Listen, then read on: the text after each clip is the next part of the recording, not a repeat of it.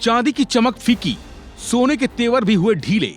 24 घंटे में ही गिरे चांदी के भाव। क्या आपने कभी सोचा था कि जो चांदी कल तक 4 लाख के पार चांद को छू रही थी, वो 24 घंटे में ही जमीन पर आ गिरेगी।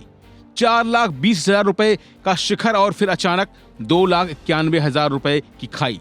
सोने चांदी के बाजार में वो हुआ जो इतिहास में कभी नहीं हुआ। ये गिरावट नहीं, ये ब्लड बाथ है।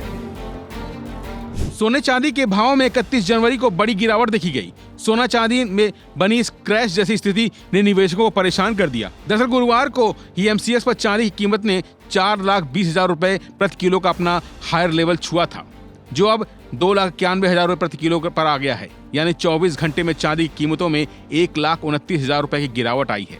ऐसे ही जो एमसीएक्स पर सोने की कीमत जो 1,80,000 रुपए प्रति 10 ग्राम थी, वो अब 1,50,849 रुपए प्रति 10 ग्राम पर आ गई है। यानी सोने की कीमतों में लगभग 30,000 रुपए की गिरावट दर्ज की गई है।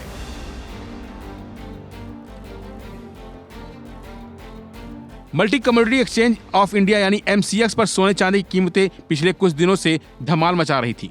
गुरुवार को तो कीमतों में बड़ा उछाल दर्ज किया गया, लेकिन इस तेजी पर शुक्रवार को ब्रेक लग गया, जिसके पीछे के कारण निवेशकों के द्वारा की गई मुनाफा वसूली, अमेरिकी डॉलर का कमजोर होना, फेडरल रिजर्व के द्वारा ब्याज दरों को स्थिर रखने और अमेरिका में महंगाई दर हाई होना आदि शामिल थे। सोने चांदी की इस गिरावट पर मार्केट के जानकार भी चिंता जता चुके हैं।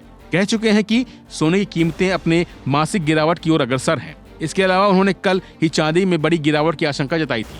साल 2026 की शुरुआत से पहले साल 2025 में सोने चांदी कीमतों में जबरदस्त तेजी देखने को मिली, लेकिन अब 2026 में इसी सोने चांदी की चमक फीकी पड़ती दिख रही है। चांदी 2,91,000 पर आ चुकी है।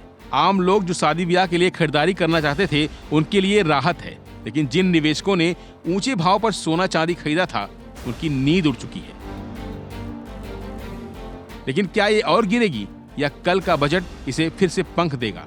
नजरें कल के बजट पर टिकी हैं, जो सोने चांदी की अगली चाल तय करेंगी। फिलहाल के लिए बस इतना ही। बाकी अपडेट के लिए बने रहिए वन इंडिया हिंदी के साथ।